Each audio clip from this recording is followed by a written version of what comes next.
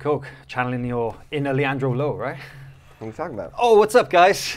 Personal attacks. Welcome right back. off the bat. Welcome back. No, I mean, if it's good enough for Leandro, it's good enough for you, right? I quit Coca-Cola. I don't drink it anymore. The ambush. I don't know what you're talking about. Oh, it's something. I don't know what you're talking about. Interesting.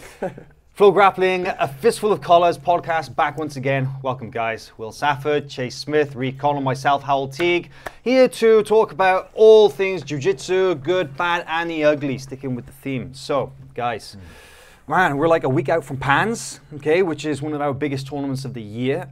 Personally, I'm super pumped for that. I don't know about you guys. Very exciting. Stoked. Yeah, Right. very exciting. Just kidding. Pans is Get like out one of of the best here. events of the year. It Definitely. is, yeah. Pans is like, is probably, I think after Worlds, it's probably the most prestigious of the IBJJF events, right? Yeah, it's a good precursor to Worlds. You know, you're going to see a lot of the same guys, I think, but that means you get to see twice as many badass matches. For sure. And I guess as a precursor as well, it kind of gives us an idea of what to expect, right? You know, usually the Europeans, Pans, Brasileiros, Brazilian Nationals, and Worlds, they're considered the IBJJF Grand Slam, the four major tournaments. But Pans is so close to Worlds, so it just kind of leads nicely into it. Or like right? last year at Pans, right? Leandro Lowe and Nicholas Marigali fought twice. Nicholas Marigali lost both times to Leandro Lowe. He goes back just a couple months later at Worlds, does the unthinkable, beats Leandro Lowe. It kind of like sets up the storyline for Worlds, Yeah, you know, yeah. like Izaki Behensk got triangled in the final last year, right? But then he came back. He had a good showing at Worlds, but like, man, he was hungry for that gold at Worlds. I just like that it's the middle of the season. Guys are definitely warmed up. They've competed maybe 4 or 5 times already in the year, and they've got their A game developed, and it's That's a good point, because Europeans starts like immediately, you know, starts the year in January, and people are like, Christmas is pretty much the only off season that they get, right? So they go home and they maybe spend some time with their family. They maybe put on a little bit of weight. You usually see guys in like different weight classes at Europeans, but like Pans, good 2 months later, like they're well into the swing of training and stuff. So man, I'm expecting a lot. Our predictions video went up live on our Facebook and our site yesterday. Me and Reed went head to head on the whiteboard, picking our Pans podium finishers. Go check that out if you haven't yet. You'll see it, and we'll be uploading it every single day. Howell and I made a bet. We did make a bet. So my particular bet is that I see Keenan finally getting the Pan Absolute Black Belt title, and my prediction was that he would take Leandro in the final. Whereas Reed, you chose...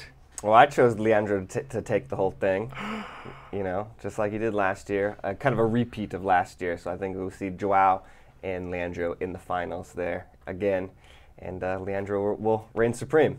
Well, this leads nicely into our big topic, which of course is that we have released our rankings. Now, rankings, of course, Jiu-Jitsu is something that's kind of new. We talked a little bit about it last week, but this kind of allows Keenan the opportunity to solidify his position in the rankings, because Will, clue us up on this, but Keenan's, he's not doing so great in the rankings currently, right? Currently, well, he didn't compete in any of the big tournaments last year. He got hurt right before Pans, hurt his knee. So missed Pans in 2017, was out for Worlds as well, and then came back after Worlds. And then he competed quite a bit in some of like the smaller tournaments, but it's those big ones that really kind of determine your place in the rankings. And Leandro's #1 at heavyweight. That's right. So we could see Keenan sliding in there, but of course he's at super heavyweight at this tournament, which is unusual because we were expecting to see him at heavyweight. So, man, what do you think? Like, this is going to affect the pound for pound ranking more than the weight divisions? I think we'll see definitely the pound for pound rankings on this one. Yeah, Keenan, I expect to be on the rankings finally, which everyone was kind of calling us out for him missing there. But you know, Leandro Lowe in heavyweight, I don't see anybody messing with him at #1. I hope they fight it in the absolute division, though. That's the fight for sure. That's the match for sure. Keenan versus Leandro. They fought at the 2016 Worlds. They fought twice 2016 Worlds. We haven't seen them fight since then. A lot has happened, obviously, in Keenan's career, in Leandro's career. It's a whole crazy new mix of... some crazy storylines, right? Like Leandro bulked up after that whole year, that whole story last year of him getting huge. Well, now we're here. And, you know, Keenan was out for so long, but now he's been lifting a lot as well, putting on some weight. Says he's 215 in the gi. So that's Keenan a went big away. Keenan. It feels like his kind of rebirth here. He's almost like a little bit of a Keenan 2.0 type of thing. You know, I think he looks like he's coming out with a vengeance. So I think that's the match. Keenan versus Leandro. I hope we get to see it at Pans. And you know, they fought a bunch of times, right? And Keenan does have a win over Leandro. It was back in 2014, and he won on points. But I mean, the Leandro from 2014 and the Leandro from now, two different light things. years away. You wouldn't recognize him. Yeah. No, physically completely different. And like you said, this is a new, improved Keenan as well. So, you know, if Leandro, he lost to Keenan that one time all the way back like 4 years ago, and he's beaten Keenan, I think, like 4 times since.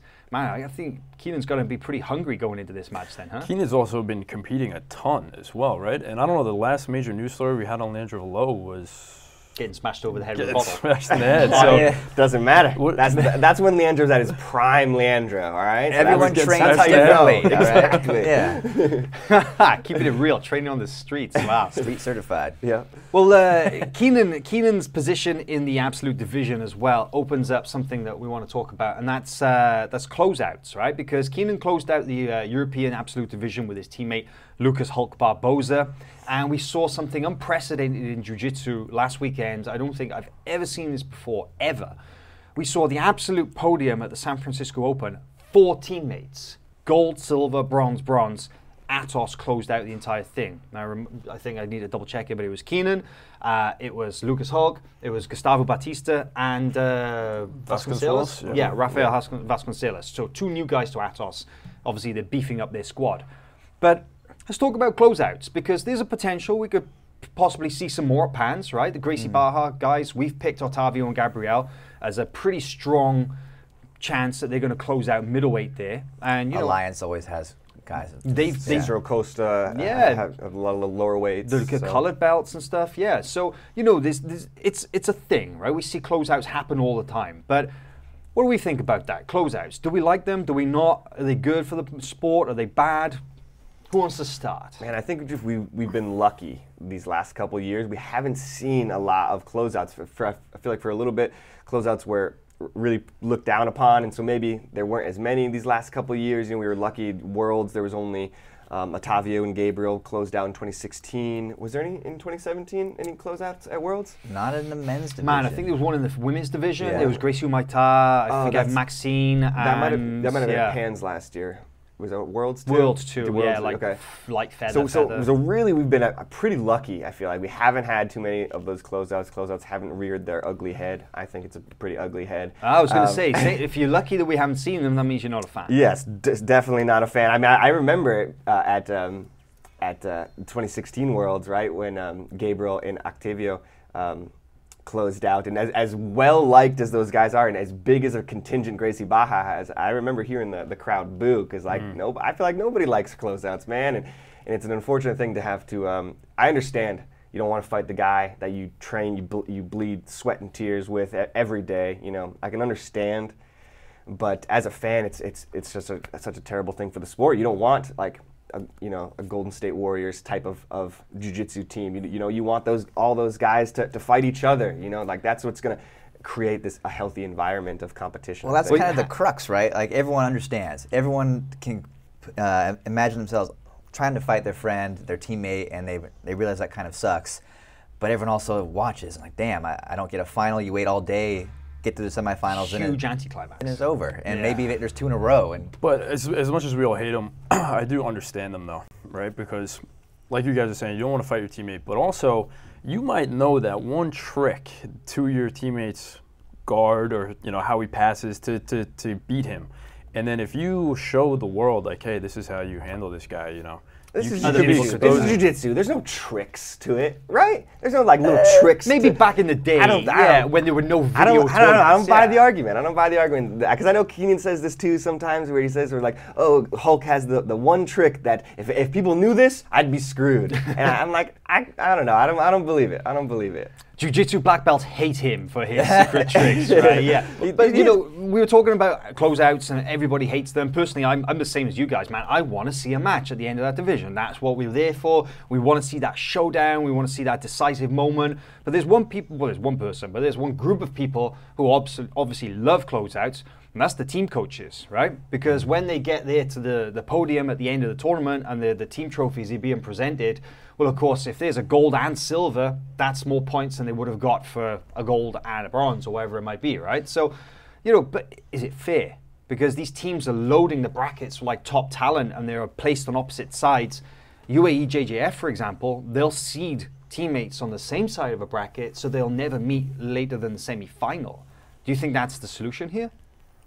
I think it's a solution, but maybe not the best one. We've seen a lot of UAE matches where none of us are too thrilled when there's two teammates fighting. You know, it's just sort of anticlimactic in its own unique way. And there's a lot of fixed matches. And there's some of the fixed matches. No, there's a ton of fixed matches.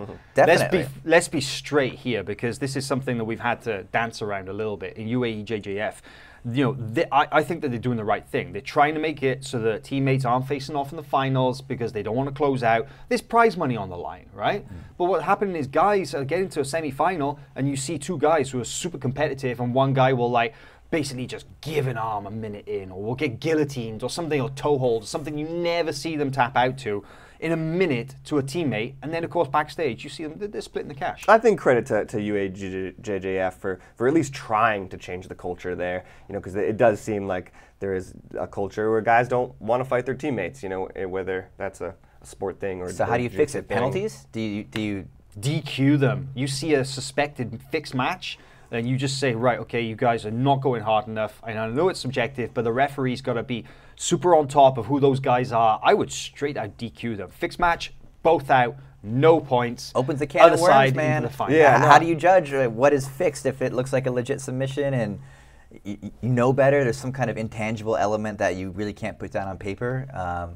It seems like it's risky to just leave it in the hands of a referee to say, nope, that was fixed. Yeah, I think it's a good point to what is the solution to all of it, you know? ADCC do the same though, right? I have a question for you. So you're the big MMA guy. In MMA, do they ever fight, the two guys from the same team ever fight each other in MMA? Yeah, not too often. But I think it's a little less tribal, I think, in MMA, whereas like, you know, sometimes you go, like guys in MMA go to a coach for this amount of time, and then they go to another coach, where I feel like it's in Jiu-Jitsu, you know, a lot of these guys are, you know, joined this gym when they were 12 years, joined Gracie Barra when they were 12 years old, and they're Gracie Barra till they die, you know, and so I feel like in that case, like these Gracie Barra guys, you know, like they're on the same team, whereas like MMA, it feels like I'm on my team and you're on your team. You know, like it just feels a little more separate. But sometimes when we've seen teammates in MMA fight each other, one guy will just straight out leave the gym,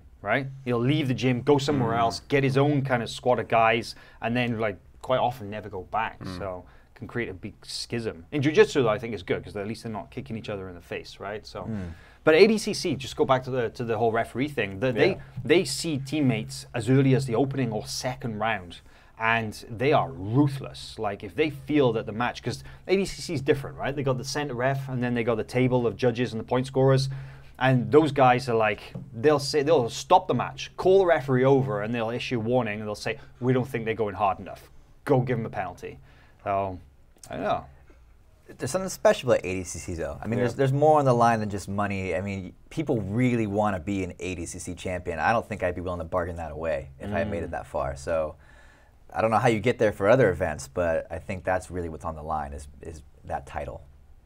Well, maybe there's a cap on the amount of teammates or the amount of members per team that they could enter per division. Well, and this is what Andre commented on our Facebook. I think that's like worth mentioning. The loophole? Yeah, well, because he mentioned that like Atos International versus Atos USA, those guys can fight in the quarterfinals. It's not like quite the same thing, right?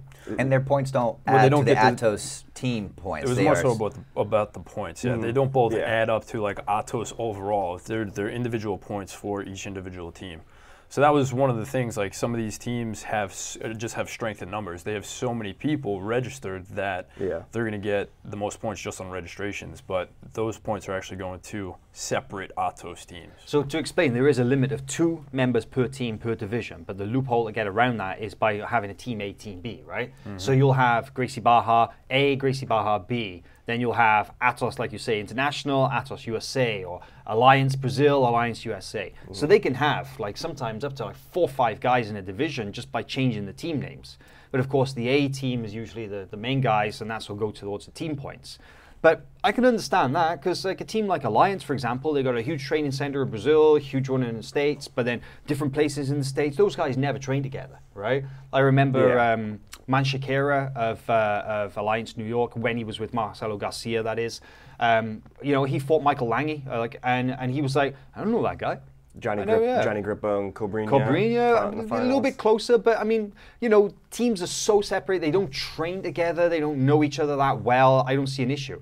Keenan and Hulk, they train together every single day in that room in San Diego, right? So, I mean, I think it's worth mentioning why it would be worth the team's while to have a B and C squad. I mean, you can stack the brackets, right? So you could have maybe handshake matches or matches where you know that A guy goes ahead should they meet a C team player.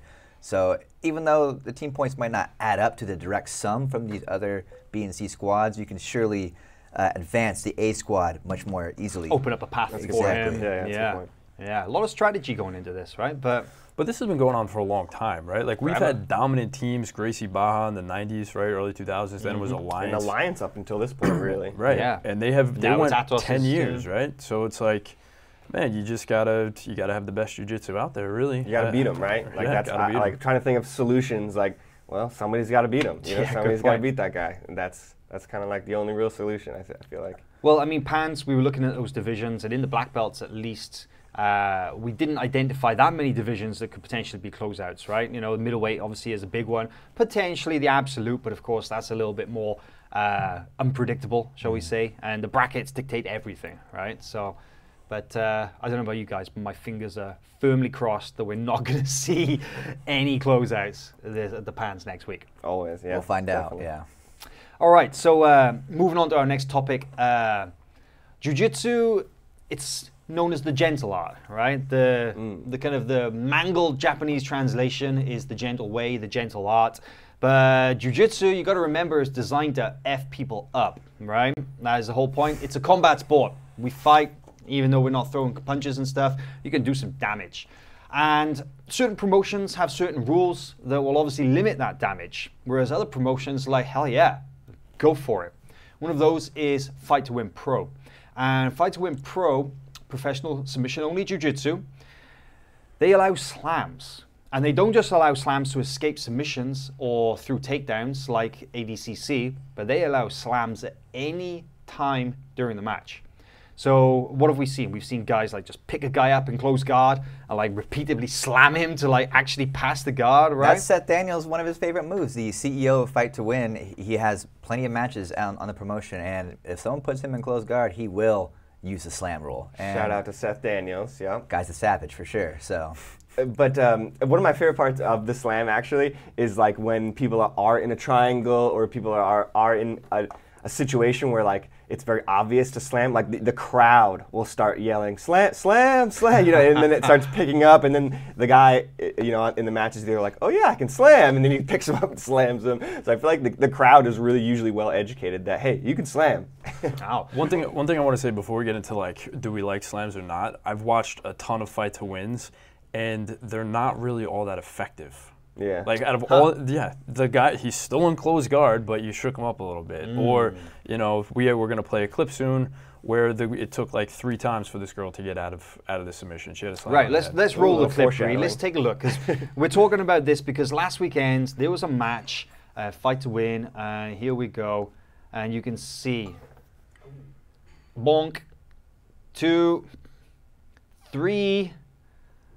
And just about manages to pull her arm out. So going for an arm bar there, right? Kind of classic situation, I feel like, that you frequently get into in jiu-jitsu. All right, so hang on, let me ask you guys a question. You get put in an arm bar.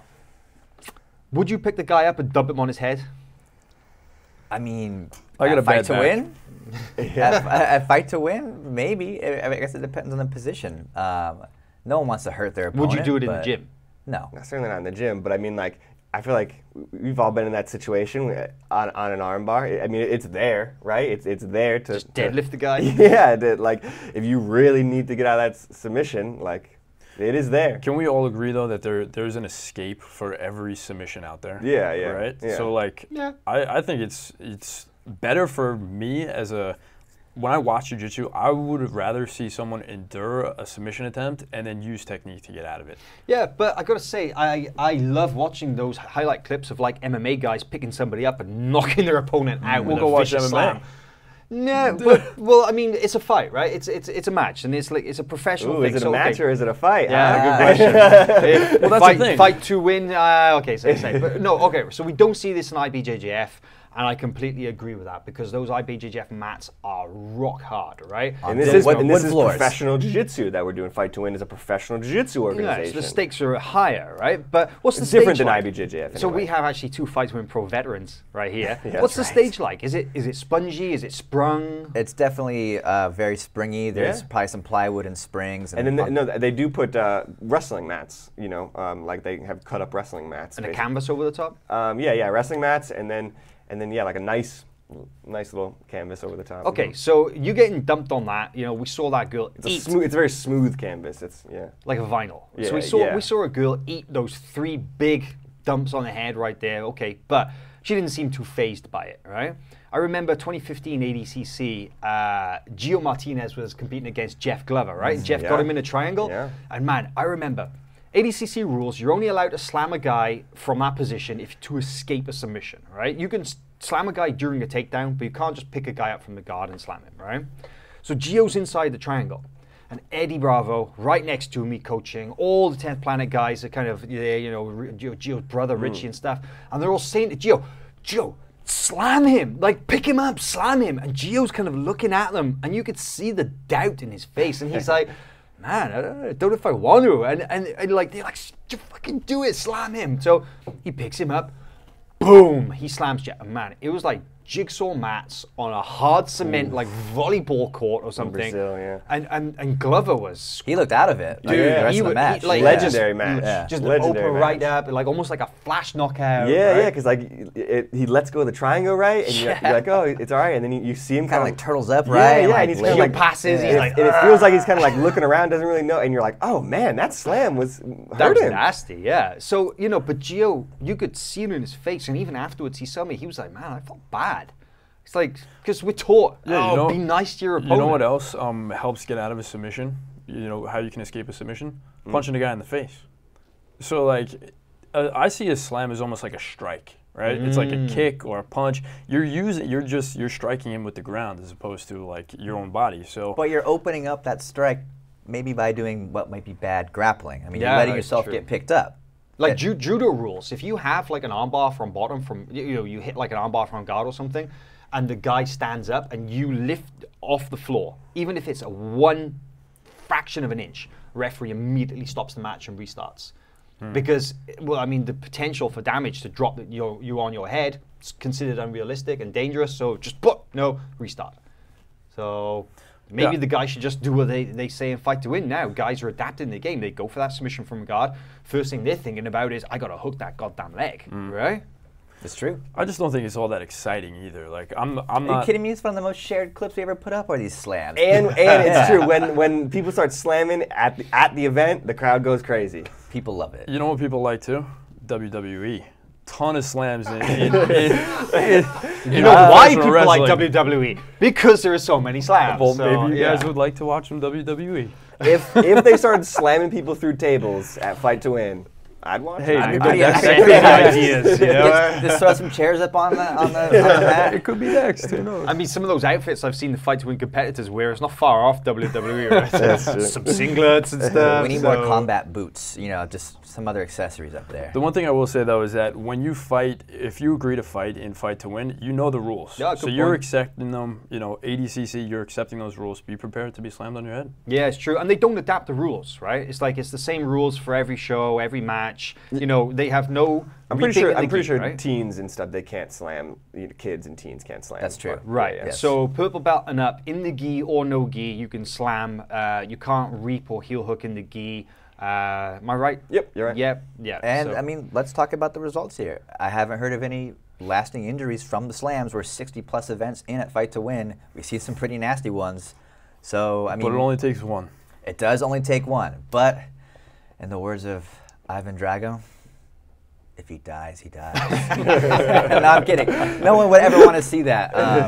But I think it's interesting. We have seen 60-plus real shows where there are slams, and nothing has happened that's been a catastrophe, thankfully. So I was gonna say, like, if we could just play this clip just once more. Like, I feel like they're not.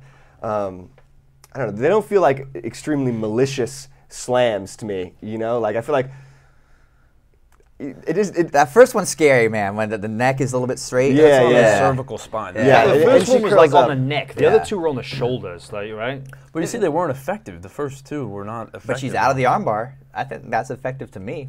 Yeah. Yeah, it's That's a true. good point. It's true. But we have seen some instances of people getting hurt, via slams. And speaking as somebody who's had neck issues in the past, I just would not compete in fight to win because I would not want somebody to pick me up and just to don't play close dump me on guard. my head. Yeah. But don't play close guard. Don't play like half of the bottom game jiu-jitsu or something. Sounds like weakness in your jiu-jitsu, Hal. Do you know in combat jiu-jitsu are they allowed to slam? Do you know? Oh man, I don't know. Like, I guess people have been so focused on the slapping that they've gone about the slams, right? Yeah.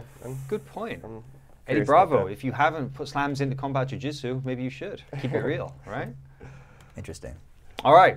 So, slams. It seems that you're in a minority here, Will. 3 against 1.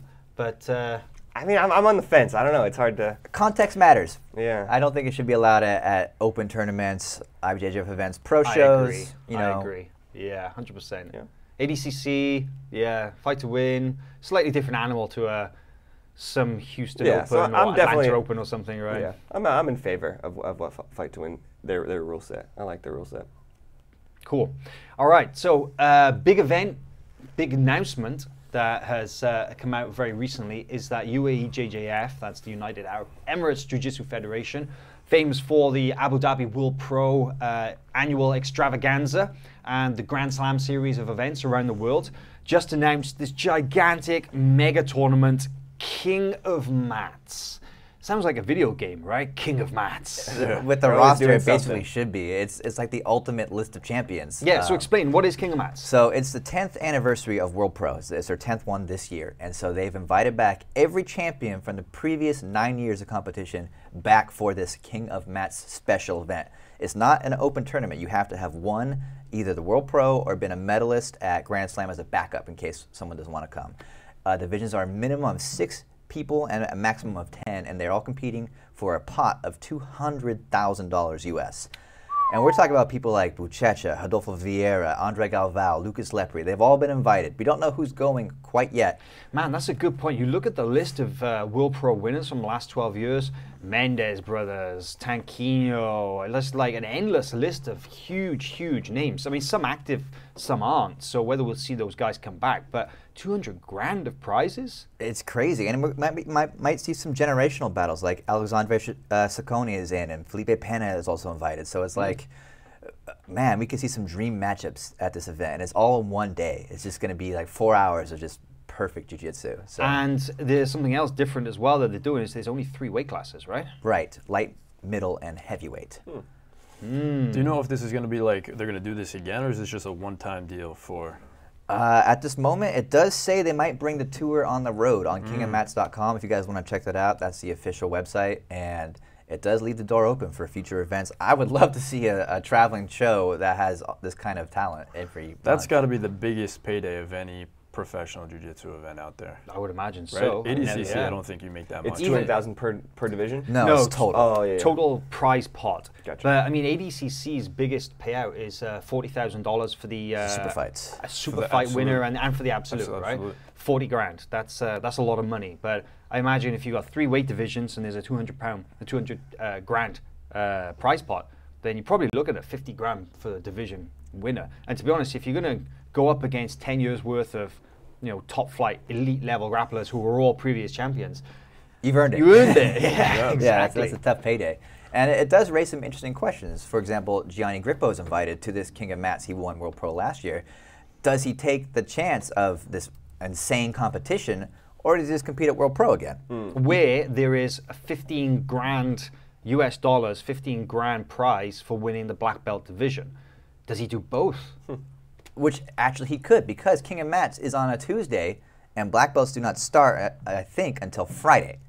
So he still has time to recover for maybe 2 days, and then of course the finals will be on Saturday. That and weekend. the divisions are pretty small at World Pro as well, right? Usually it's like about 4 fights to win gold, obviously against international competitors. But if he goes in, he could literally have a couple of matches and then wait through days and have a couple more. Pretty good week of jiu-jitsu if you come home with $65,000. Hell yeah, man, that would be huge. Right? Think about that, 65 grand for a week's work. I'd take 2 years off and like have semi-retirement, just go traveling around the world, hang out. Do we think these guys are going to turn up though? I mean, I'd show up for that kind of payday. I mean, these are they're the most competitive guys out there, right? These are the guys at the top of their brackets. I would love to see Rafa Mendes come back, man. It would be a treat to watch him. He's still super young. Adolfo Vieira has been in MMA for a few years now, or at least training for it. So there's so many names I want to see. And you could see some interesting matchups that maybe we wouldn't have seen before, because usually we only get athletes from different weight divisions fighting in the absolute, right? And that eliminates like 90% of lightweight competitors because the majority of them don't do it, right? But then think about it, you could get somebody like Michael Musumeci going up against Marcio Andre, because those guys are both previous lightweight and under World Pro winners. So that's a light featherweight against a featherweight stroke lightweight.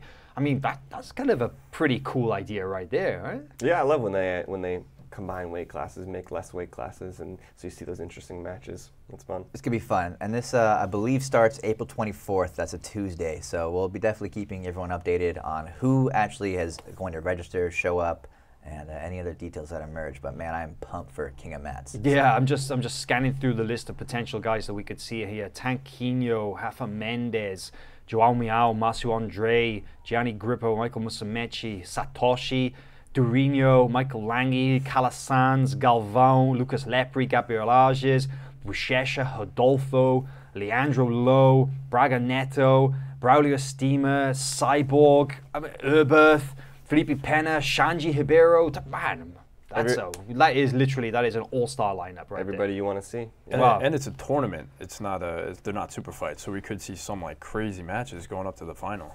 Wow. Well, obviously, if we get updates about who is confirmed for this tournament or for this King of Mats event, then we'll be sure to let you guys know. But man, fingers crossed again. But it seems that we could get some really cool matches there.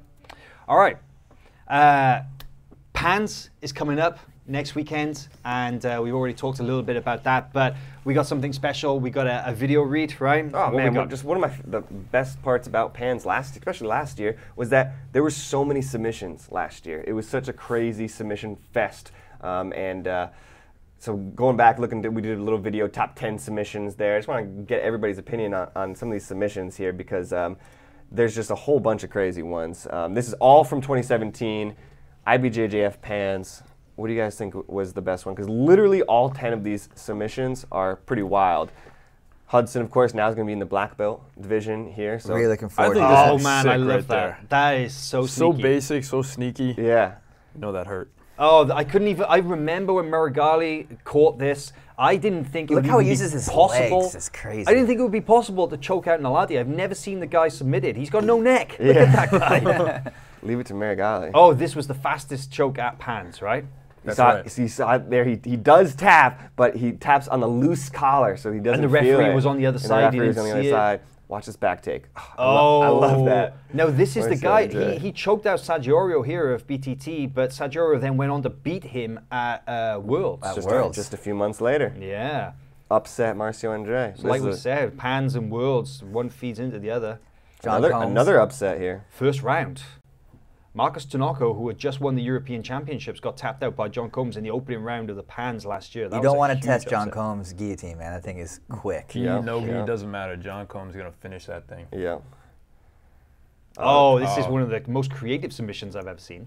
I thought this was submission of the year. Yeah, this is a wild one. This is a wild submission. He's in this omoplata, but he's not tapping to the omoplata, so he switches to this Kimura. Double attack. That's a brutal one. Now, did he just bite his arm there? What was that? I think he just is gritting his teeth. Yeah. Gritting his teeth. This, of course, comeback maybe of the event. Leandro was down on points, knew he needed to make something happen here. And he just dives on it. Look at that. Joao doesn't even tap. Joao just savage screams. toe hold. That was the absolute final. This is the middleweight final. Man, 30 seconds into the match, too, right away. Look at that. It just goes to show how strong Octavio is there, because he finishes this super quick. And he doesn't even have the arm passed across or anything. It's not like a traditional triangle, huh? This is a crazy one. Oh, man. That was So quick.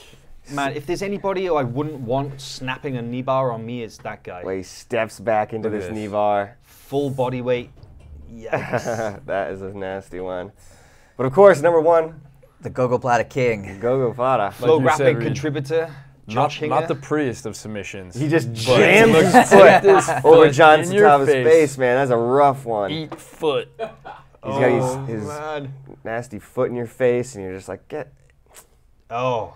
That's a Look at brutal Josh's face. He's just like, yeah, buddy. He's finished that a couple more He times, did too. that all right. year last Yeah, year. he's So finished unfortunately, we that won't several see times. Josh at this Pans. He's just finished his international world tours in Thailand, yeah. Australia, New Zealand. Bit jealous of that road Teaching trip. everybody moves Yeah. just like that. Yeah, for Well, I real. got to say, I mean, you guys rolled with Josh, thankfully. felt the I Gogo was- Plata. I was injured that day, so I was on the sidelines with a bum elbow, but you guys got to roll with him, and it looked horrific. Nah, it wasn't that bad. It was a lot of fun, man. Feeling him really cycle through his chokes was just crazy. The guillotine, the Dars, everything was just. Yeah, he was just like 5 steps ahead of you. You know, like I'd shoot in, and he would. I obviously knew the guillotine was coming, so I tried to defend it immediately. But he was already 5 steps ahead to an anaconda, and it was. Well, you know, after that day, because we were in Atos in San Diego, and you guys rolled, and I obviously seen Josh compete a bunch of times, but seeing him in the gym is a different thing, right? You get to see the guy like just go through sequences of moves again and again and again. And I was like, man, that choke series that he's got, that's legit. And I acquired his Hinger team instructional set, right? And man, I changed my game. Like, I gotta say, like, I've always liked going for guillotines, and I've always liked that kind of like 10-finger guillotine, you know, the chin strap and stuff. But Josh's details, the way that he was getting it and using the overhook, and especially attacking it from like top position, top half guard and stuff, I started playing with it, and I started catching some really good guys with it, like in the gi. And then, you know, like the technique that he was going for right there, the Hinger team into like the Hinger Plata, right? The Gogo Plata from top position, all just feeds one into the other. I was like, man, Josh, thank you very much, because that changed my game. I never told you that, but it really did. So. Yeah, I definitely know the guillotine's a powerful position. But what I know you were saying you liked the modified Shoulder lock? Yeah, Lieras, right? Yeah. That was your favorite? Yeah. What was your favorite there? How is the Gogo Plata? Man, I mean, for me, it was the most spectacular, but I don't know, actually.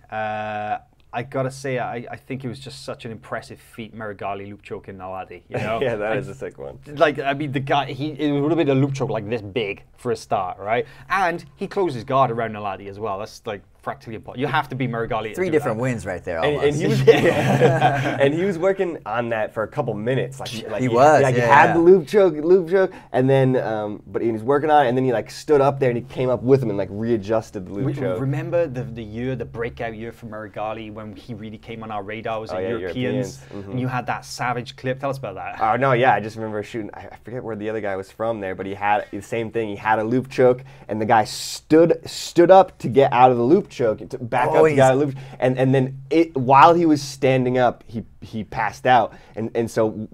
When Marigali unlaced the loop choke, the guy was unconscious. So he stood up to defend the choke and then just fell backwards. Like so fast. Right? Yeah, Ragdoll, ragdoll. yeah. It was a brutal choke. And that at that point, I was like, oh, damn, Marigali's got some loop chokes. And he's hit it a bunch since, right? I mean, he used it to pass Lepri's guard, Lucas Leitch's guard. That's right. Almost finished him, but then got the back from that. Yeah, he dove on it like while he was passing, right? From top position. It's really cool, like, man. crazy. I've been trying it myself, but I have not hit it. But you just have your hand in the collar and wait for them to sort of come up to push against you, to frame against it, and you just loop it. And it's crazy. What was your favorite? I have to say I love Leandro's toe hold, man. Just the moment, it's the absolute final. It's been a great set of finals all day. We saw a bunch of submissions, and he just finished it with authority. You know, Yeah, he messed Yeah. up Joao's ankle with Yeah. that as well. I remember Joao telling me months later that his ankle was still bad from that. And well, he didn't even tap, right? He just kind of like screamed. Yeah, and yeah. I can imagine it was like a pop, pop, pop. So, Yeah, that's why You it was don't- just so impressive when Marigali beat him, is because it was like everything was going Leandro's way. The way he submitted Joao in the absolute finals, beat Calasanz at Europeans absolute finals, and it was like, man, this is Leandro's day.